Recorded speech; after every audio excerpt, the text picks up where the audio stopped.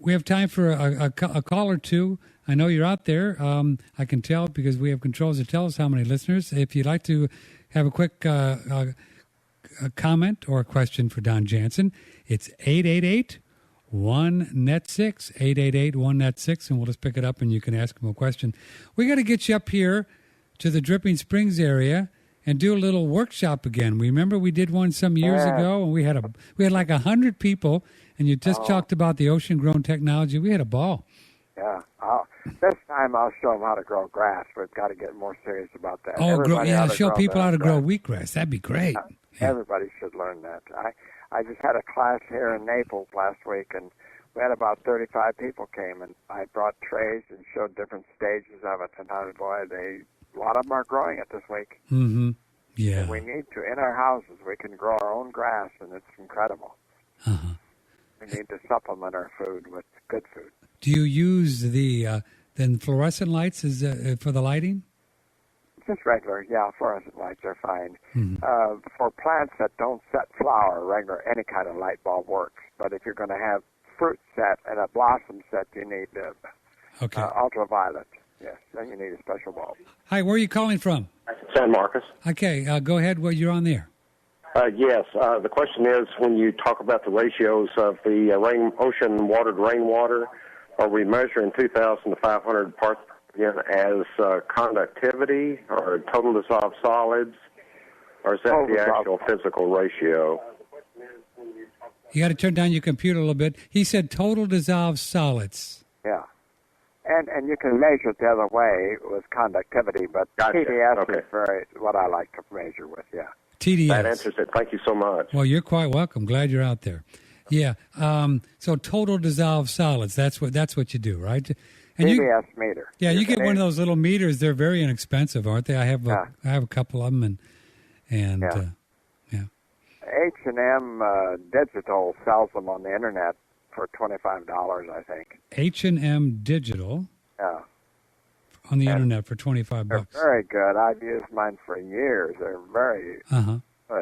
Don Jansen, I have some fruit trees outside and fig trees, and I've been giving them a solution. What would be the best ratio, the TDS, for those kinds of things?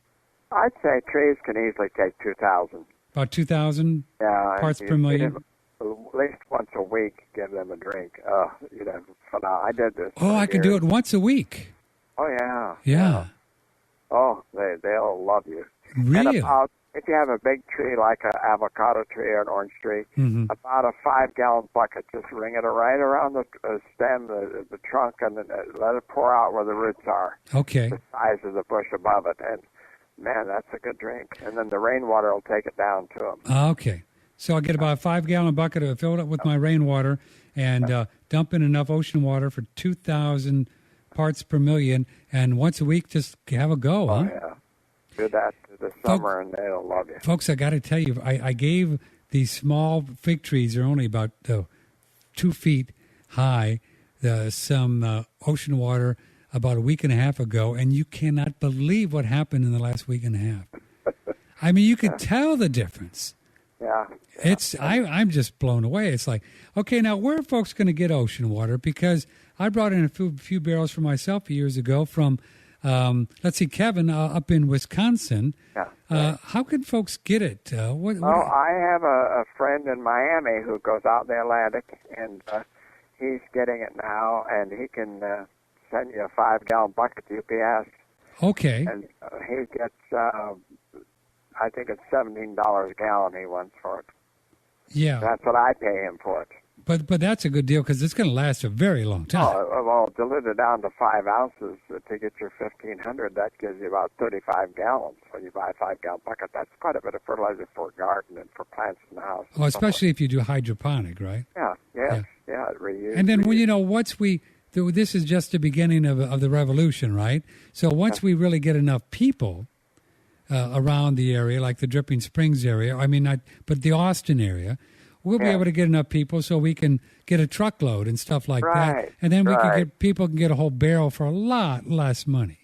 And they could go to your coastline, go in the Gulf, stay away from the big cities, and go out about 10, 15 miles. A boat get you a bunch of barrels of it. It'd be a lot cheaper. Yeah, we can figure it out ourselves. But I recommend that. But first, we need to get a few hundred people are into it and that kind of thing. That'll just take a little while, but we'll build it with One Radio Network. And because come the revolution, folks, what we need is just food. We we need food. We need some minerals so we can think clearly, right?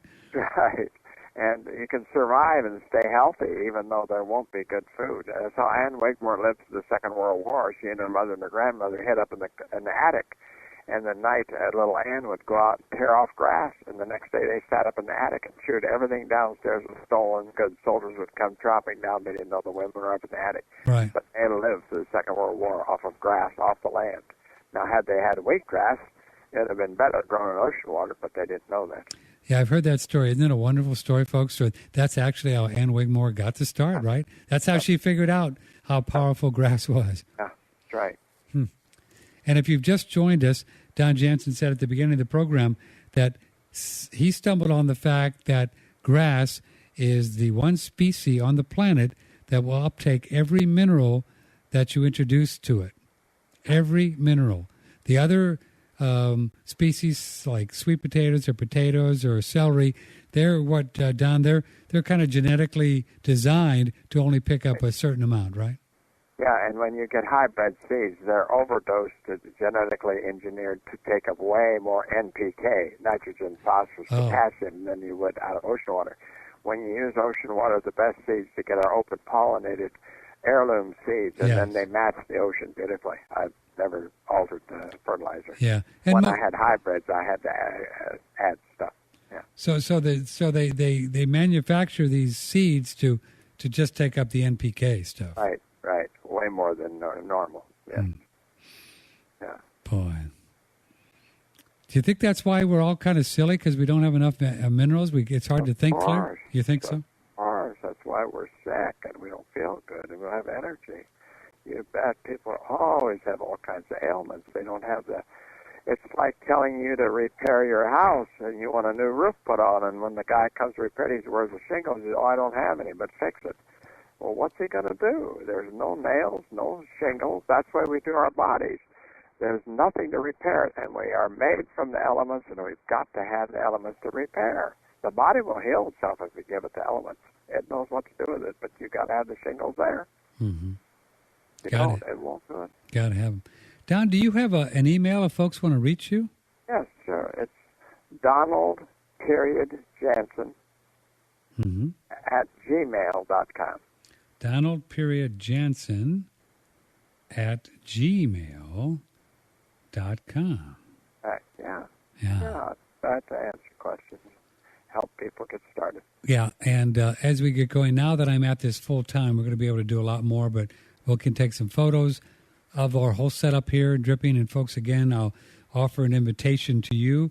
Don helped me set up a really beautiful system that's hydroponic in gravel, and you can get an idea. I invite you over. Just email me, Patrick at oneradionetwork.com, Patrick at oneradionetwork.com.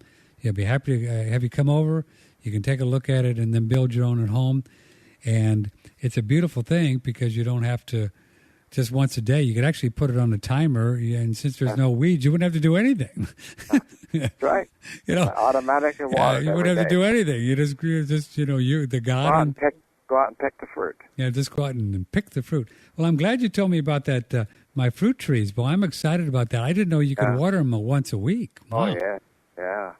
They don't need it every day at all because they got massive roots, and that's the most I've ever. In fact, I changed the whole orchard around with all the dying. They call it young tree decline, YTD, and he had a bunch of dead trees in his grove, and I watered them 3 times in 3 months.